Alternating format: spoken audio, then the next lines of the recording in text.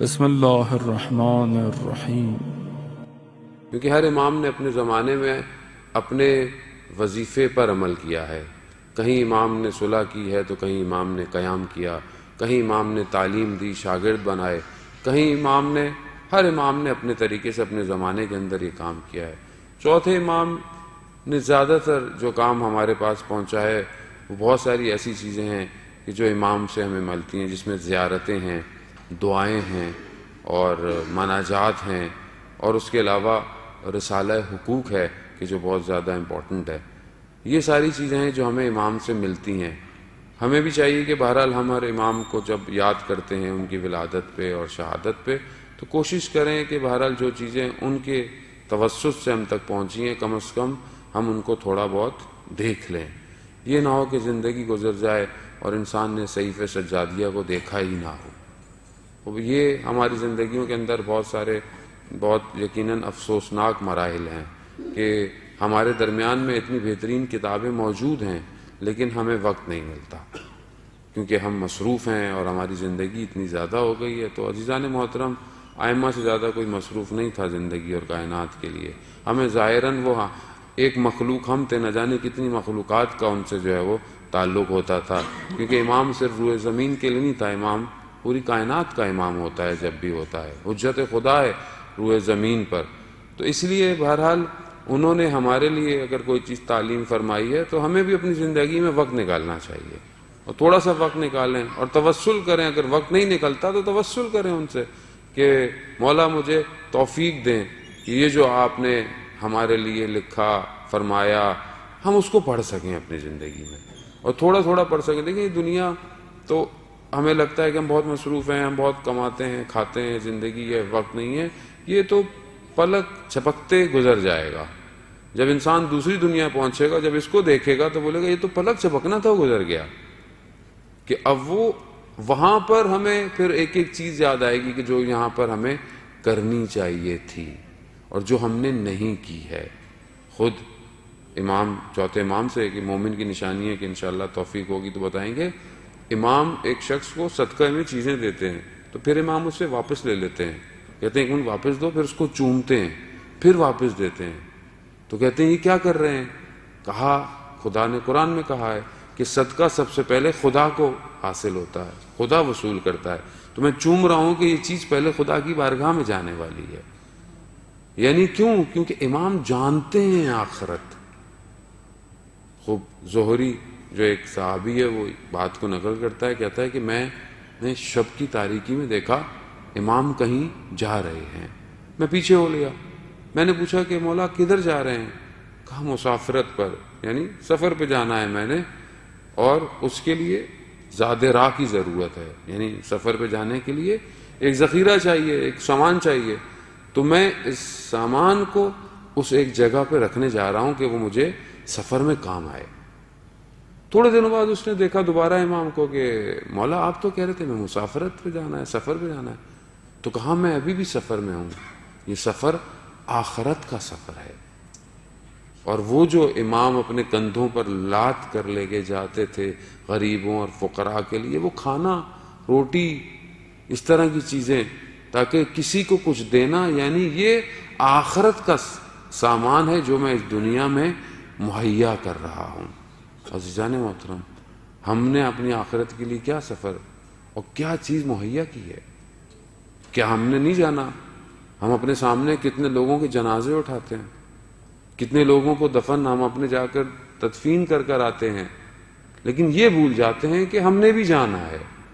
ہم یہ سمجھتے ہیں کہ ہم نے نہیں جانا، دوسرے نے جانا ہے، ہم نے نہیں جانا۔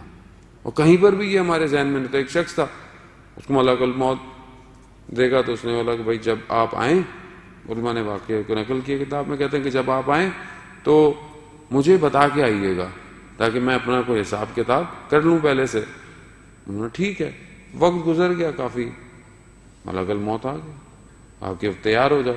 کہا میں نے آپ سے کہا تھا تھوڑا مجھے پہلے بتا دیجئے گا تاکہ میں حساب کتاب کر لوں اپنا۔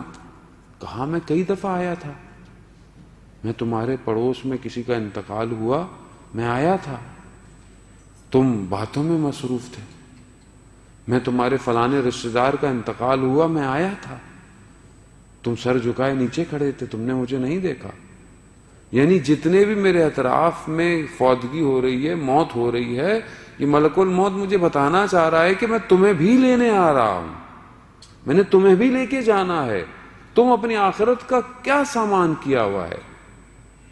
حضرت سلیمان نبی کہ جو کھڑے ہوئے تھے ایک عالیشان محل بنانے کے لیے، اپنا وہ بنانے کے لیے، اور ساری مخلوقات کام کر رہی تھیں، جن اور جانور اور سب، اور اپنی عصا لے کر کھڑے ہوئے تھے، ملک الموت آ گیا، کہا کہ وقت ہو گیا ہے، کہا مجھے تھوڑا سا وقت دیں، کہا نہیں، نبی ہے، وقت نہیں دیا، وہیں کھڑے ہوئے۔ وہ تو دیمک نے اس عصا کو کھانا شروع کیا، تو کافی عرصے کے بعد جب وہ ان کا بدن وہاں سے ہٹائے تو پتا چلا، ورنہ کافی عرصے تک وہ لوگ کام کرتے رہے۔ عزیزان موت، ملک الموت پوچھ کے نہیں آتا، بتا کے نہیں آئے گا، وہ رسول خدا کے تھے جن کے دروازے پر دستخط دے کر آیا تھا۔ عزیزان محترم، ہم آخرت کے لیے کیا کر رہے ہیں؟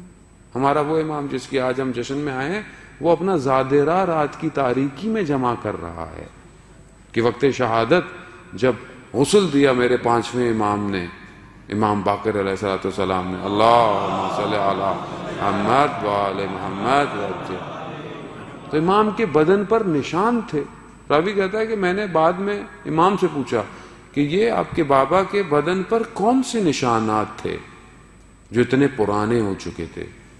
کہا یہ رات کی تاریکی میں میرے بابا یہ کھانے اور چیزیں غذاؤں کی بوریاں اپنے کندھوں پر ڈال کر غریبوں کو دے کر آتے تھے۔ عزیزان محترم، کہاں میری زندگی میں خوب ٹھیک ہو سکتا ہے اس طرح غریب فقراء نہ ہو، کوئی تو ہوں گے، بہرحال کہیں تو ہوں گے، کہیں ہم نے اپنے ملک کے اندر ہوں گے ہمارے، کبھی ہم نے کوئی زحمت کی، ہم تو اچھے اچھے کھانے کھاتے، کبھی ہم نے سوچا کہ کبھی ایک کھانا رستے میں چلتے ہوئے پیک کرا لیں، ہو سکتا ہے کوئی غریب فقیر، کوئی ایسا شخص کہ جو یہ نہ کھا سکتا ہو وہ مل جائے، نہیں ہے، کیونکہ ہمیں آخرت کی فکر نہیں ہے۔ رسول خدا حضرت محمد مصطفیٰ صلی اللہ علیہ وسلم اپنی بیٹی کے گھر گئے تو دیکھا بی بی بہت غمگین ہے، اداس ہے۔ کہا بیٹی یہ چہرے پر غم اور اندوہ؟ کہا بابا مجھے آخرت کی یاد آ رہی ہے کہ جب لوگ وہاں پر اوریاں ہوں گے، یعنی لوگوں کے پاس وہاں پہ کوئی ایسی چیز نہیں ہوگی کہ اپنے آپ کو چھپا پائیں گے، سب عیاں ہوگا، ہر چیز ظاہر ہوگی وہاں پر۔ تو عزیزان محترم، ہم کیونکہ بہرحال ہم لوگوں کو تذکرہ بھی بہت زیادہ نہیں دیا جاتا، ہم بھی خوش ہو کے چلے جاتے ہیں محفل مجلس سے، تو اس لیے ہم لوگ بہت زیادہ آخرت کی یاد ہے نہیں۔ قرآن 30% آخرت کی طرف توجہ دے رہا ہے، قرآن کی آیتیں آخرت کی طرف گفتگو کر رہی ہیں، ہمیں یاد دلا رہی ہیں۔ بعض علماء ایسے تھے کہ جب وہ کچھ قرآن کے سورہ جو آخرت کی طرف تھے ان کو پڑھتے تھے، گریہ کرنا شروع کر دیتے تھے، رونا شروع کر دیتے تھے، کیونکہ ہمارے لیے یہ چیزیں ہمیں نظر نہیں آتی ہیں۔ اسی لیے تو بہرحال اس امام کی مولود کی برکت کے ذریعے سے کم از کم اپنی آخرت کو یاد کریں، پہچانیں کہ میں آخرت کیا ہے۔ تو امام اس طرح آخرت کا زادرہ تیار کر رہے ہیں، اور یہ ہر امام نے اپنی زندگی کے اندر انجام دیا۔ ہمیں بھی چاہیے کہ ہم بھی کوئی چیز اپنی آخرت، عزیزان محترم، جو چیز اس دنیا میں ہم اللہ کے لیے، اللہ کے راستے کے لیے خرچ کریں گے وہ چیز باقی رہ جائے گی۔ جو چیز میرے پاس ہے وہ فنا ہے، جو چیز میں نے خدا کے راہ میں دے دی وہ روز قیامت میں ہے، جو چیز میں نے خود رکھی اور اس کو شاید میں نے صحیح استعمال نہیں کیا وہ کسی کام کی نہیں ہے، وہ نہ وہاں اس کام آئے گی نہ اس جہان میں کام آئے گی۔ بہرحال امام نے جہاں پر بہت سارے ایسے کام کیے وہاں پر امام عبادت اتنی زیادہ کرتے تھے اور امام اتنا گریہ کرتے تھے کہ ایک دفعہ حاکم وقت نے جب امام کی حالت دیکھی کہ امام کی آنکھیں گریہ کر کر کے اندر کی طرف ہو گئی ہیں، بدن بہت ضعیف ہو گیا ہے، تو اس نے امام کی حالت دیکھی اور خود گریہ کرنے لگ گیا۔ امام کو احترام سے بلایا، بٹھایا، کہا آپ تو اہل بیت میں سے ہیں، آپ کو کیا پریشانی ہے؟ آپ تو خود شفاعت ہیں، آپ تو رسول کے بیٹے ہیں، رسول خدا شافی محشر ہیں، آپ کو کیوں؟ تو میرے امام فرماتے ہیں کہ یہی سوال رسول خدا سے بھی کیا گیا تھا، تو رسول خدا نے کیا کہا تھا؟ رسول خدا سے بھی تو کہا تھا کہ ازواج نے کہ آپ کیوں اپنے رخسار کو گرم ریت پر یا ریت پر رکھ کر خدا کی بارگاہ میں استغفار کرتے ہیں، خدا کا شکر ادا کرتے ہیں، کیوں کرتے ہیں؟ رسول خدا نے کیا کہا؟ کیا میں خدا کا شکر گزار بندہ نہ رہوں؟